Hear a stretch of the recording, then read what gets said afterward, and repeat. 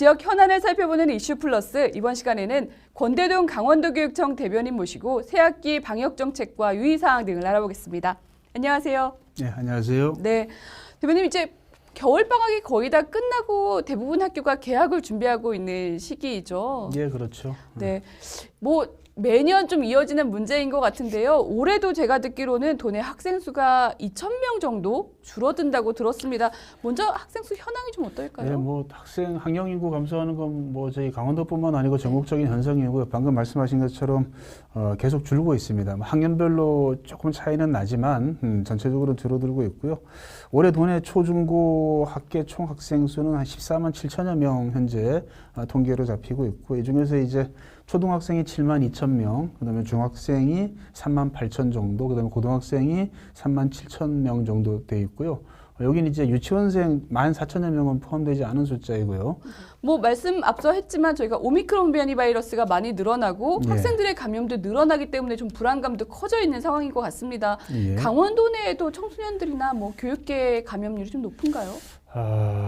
뭐 전국적으로 보면은 전체 감염자 중에서 학생 비율이 점점 높아지는 건 사실입니다. 저희가 이제 지난 2월 6일까지 통계로 도내 학생들 한 650명 정도가 감염이 되었었거든요. 원래 이제 보건당국에서 감염자가 쫙 나오면은 연령, 직업 쭉 분류를 해가지고 데이터가 나오면 저희가 그걸 근거로 이제 교직원, 학생 다시 분류해서 통계를 잡았는데, 지금 보건당국에서 그 직업별 이 분류가 제대로 잘 안 되고 있어요. 워낙 폭증을 하고 있기 때문에 그냥 명수로만 정리되어 있는 상황이고요. 그래서 저희도 그냥 연령대를 기준으로 대략적으로 그냥 통계를 잡고 있는데, 하루 한 150명 내지 200명 정도 학생들이 지금 확진되고 있는 것으로 도내 전역에서 그렇게 지금 저희가 파악을 하고 있고요. 다행스러운 것은 뭐 학생들 중에서 위중증 증상을 보이는 학생들은 현재까지 아무도 없고 다들 가벼운 증상으로 있고 또 완치가 되고 그런 상황들이 지금 지속되고 있습니다. 네.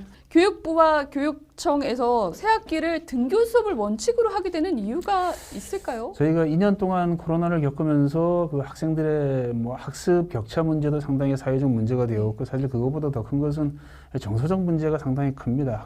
학교라고 하는 것이 뭐 단순하게 공부만 하는 곳은 아니지 않습니까? 학교는 만나는 곳이에요. 그렇죠. 관계 속에서 성장하는 곳이 학교인데, 코로나가 2년 동안 그것을 다 가로막고 있는 거죠. 네. 그러니까 코로나 시작 시기에 중학교나 고등학교 1학년 입학한 학생들이라면은 올해까지 한다면 3년을 마스크 쓰고 지내야 되는 상황이에요. 이런 문제가 상당히 좀 심각했고요.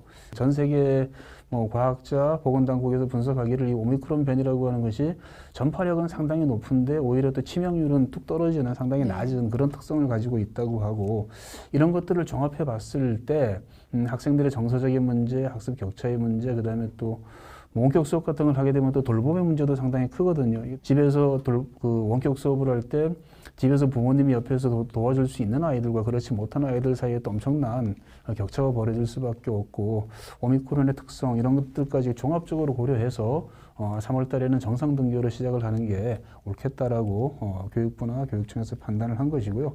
뭐 그렇다고 환자가 마구마구 폭증을 하는데 무작정 등교하겠다는 것은 아니고요.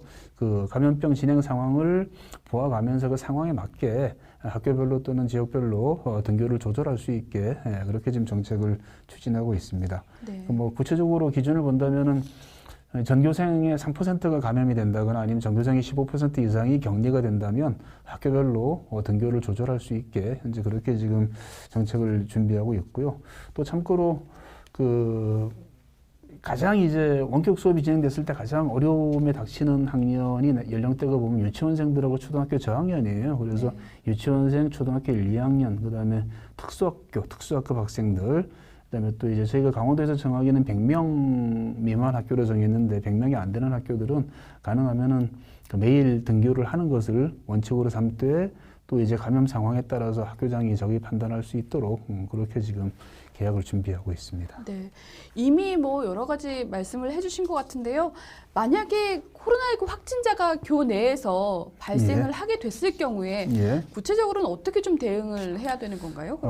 뭐 만약에 교내에서 이제 뭐 학생들이 일단 등교하기 전에 그 집에서 자가 진단을 해서 증상이 있으면 학교를 안 나오는 게 원칙입니다. 근데 이제 뭐 무증상도 있을 수가 있고요. 그래서 일단 학교 나와서 증상이 있어서 뭐 증상이 있었다거나 아니면 학교에 나왔는데 이제 보건당국으로부터 확진으로 통보를 받았다 그러면은 이 학생은 뭐 당연히 이제 네. 귀가를 해야 되고요. 네. 학교에서 이제 이 학생을 중심으로 해서 이 학생의 그 등교 날짜 기준으로 해서 이 학생의 동선 이걸 가지고 밀접한 접촉을 가진 학생 또는 관계자가 누가 있는가를 판단을 해봐야 합니다. 네. 판단을 해서 그 학생들에 대해서 또 이제 보건당국과 협조해서 조치를 해야 되는 그런 절차를 밟아야 합니다. 강원도 같은 경우에는 작은 학교들도 있고 해서 뭐 보건교사가 없거나 뭐 있어도 부족한 인원이 되는 경우들도 있을 것 같거든요. 혹시 그런 거에 뭐 보건교사는 아주 대규모 학교에는 이제 2명씩 배치된 학교가 있긴 하지만 대부분 학교는 보건교사는 1명입니다. 네. 1명이고 또 이제 아주 작은 학교들, 강원도의 특성상 금방 말씀하신 것처럼 작은 학교들이 많기 때문에 아예 보건교사가 배치되지 않은 학교들도 네. 있거든요. 그런 부분은 좀 힘은 당연히 들 것으로 예상을 해요. 예상을 하지만 어쨌든 그 학교에 이제 보건 담당자가 있고 이분들이 좀 중심이 되어야 될 것 같고요. 그래서 저희가 좀 그 간편하게 만든 이때 이제 어떻게 조치하면 된다라고 하는 간편하게 만든 좀 매뉴얼을 만들어서 현재 보급을 하고 있고요. 또 저희가 지금 퇴직한 그 보건교사, 퇴직한 보건교사 몇 분을 교육청에서 채용을 할 계획입니다. 네. 채용을 해서 이분들이 예전에 말하자면 이제 보건당국 역학조사팀이 하던 역할을 할 수 있게 학교에서 이분들에게 질의하면 이분들이 바로바로 이제 대응 방법을 알려주고 해서 그대로 따라하면 될 수 있게 그런 시스템을 현재 구축을 하고 있고요. 만약에 이제 긴급한 상황이라면 이분들이 현장에 직접 투입이 되어서 역학조사를 진행할 수 있게 그렇게 지금 저희가 준비를 하고 있습니다. 이번에는 뭐 그 신속 항원 검사 키트도 교육청에서 확보를 해서 보급한다고 저희가 들었는데요.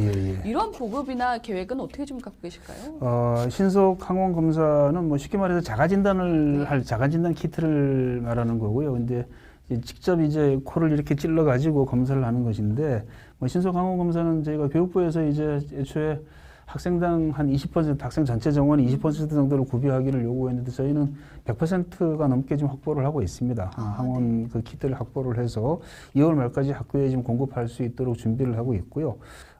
어린 아이들, 유치원 원생들 같은 경우에는 좀 자가 검사가 뭐 집에서 물론 부모님이 이제 해 주셔야 하겠지만 뭐 어려울 수가 있어요. 이때는 좀 저희가 또 작년 하반기부터 이동식 PCR 검사팀을 3팀을 운영을 하고 있습니다. 교육청 차원에서 저희가 전국 최초로 이제 이동식 PTR팀을 운영해서 저희가 많은 확진자를 찾아내고 있는데요.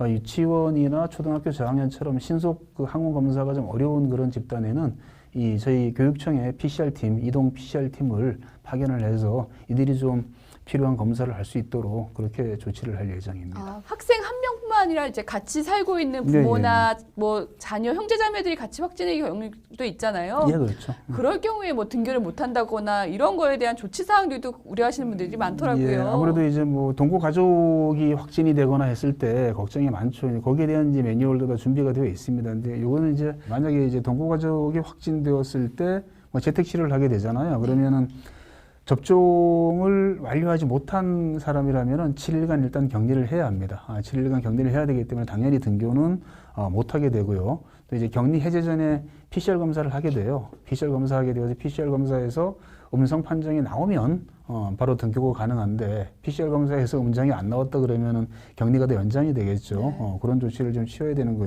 것이고요. 가족이 확진되어서 재택 치료 중이라도 접종을 완료한 사람이라면 등교할 수 있습니다. 학교에서 살펴보니까 저 집은 완벽한 격리가 좀 불안정하고 한 게 보인다 그러면은 학교장이 안전을 위해서 등교를 하지 말 것을 권고할 수가 있습니다. 그렇게 지금 저희가 준비를 하고 있고요. 동거 가족이 그냥 밀접 접촉자로 분류되어서 자가 격리 대상 통보를 받았다. 이 경우에는 학생은 등교가 가능합니다. 이제는 뭐 어쨌든 코로나 상황 속에서 모두가 슬기롭게 극복하는 게 가장 중요한 시점이 되어가는 것 같은데요.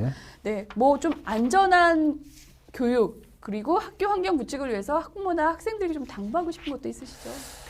중요한 것은 우리 학생들, 학부모님들 또 이제 관계자분들께서 좀 지나친 두려움 같은 것들 가지고 계실 수가 있는데 그런 것들을 좀 버리고 우리가 개인 위생을 철저히 지키면서 철저하게 개인 방역 수칙 지키면서 우리가 좀 안정적으로 일상생활을 유지하도록 노력하는 것, 거기에 힘을 모으는 것 이게 대단히 중요하지 않을까라고 생각을 합니다. 최근에 학생 확진자 비율을 보면은 여전히 초등학생하고 유치원생 비율이 상당히 높게 나옵니다. 그러니까 과학자들이 일치되는 의견이 백신 접종으로 인해서 얻는 불이익보다 백신으로 인해서 우리가 얻을 수 있는 이득이 훨씬 더 크다라고 하는 게 과학적 결론이지 않습니까? 그리고 또 이제 백신을 맞아도 물론 뭐 돌파 감염이라는 말처럼 감염될 수는 있지만 이게 위중증으로 가는 것을 상당 부분 막아준다는 것도 과학적 결론인 만큼 백신 접종 대상인 분들은 좀 서둘러서 백신을 맞아주시는 게 나와 모두의 안전, 행복한 학교를 위한 지름길이 아닌가 그런 생각을 합니다. 오늘 말씀 감사합니다. 네, 고맙습니다. 네. 네, 코로나19 장기화로 인해서 학습 격차가 심화되면서 등교 수업의 필요성과 중요성에 대해서는 모두가 공감하고 있지만 불안한 마음도 쉽게 내려놓을 수는 없는 상황입니다. 우리 아이들의 건강과 학습권을 보장하기 위해서 모두가 보다 철저한 점검과 방역수칙 준수가 필요해 보입니다. 이슈플러스의 오늘은 여기서 마치겠습니다. 고맙습니다.